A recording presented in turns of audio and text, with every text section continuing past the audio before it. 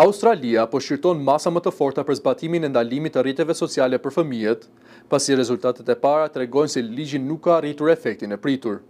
Ndalimi, i pari i këtij lloji në botë, hyn në fuqi 6 muaj më parë dhe u ndalon platformave si Instagram dhe YouTube të lejojnë hapjen e llogarive nga persona nën moshën 16 vjeç.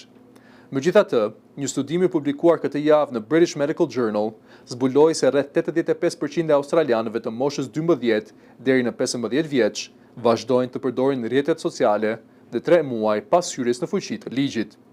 Studimi, i kryer me 408 adoleshentë, tregon se shumë prej tyre kanë anashkaluar kufizimet duke deklaruar një moshë të rreme gjatë regjistrimit në platformat online. Kryeministri Anthony Albanese deklaroi se qeveria do të rishikojë legjislacionin për të siguruar që ai është sa më i fortë dhe mund të rezistojë çdo sfidë ligjore. Sipas tij, shumica e prindërve australian mbështesin këtë ndalim, duke e konsideruar atë një hap të rëndësishëm për mbrojtjen e fëmijëve në internet. Albanese shtoi se një nga prioritetet kryesore është forcimi i kompetencave të Komisionit Australian për Sigurinë Online, i cili mbikëqyr zbatimin e ligjit.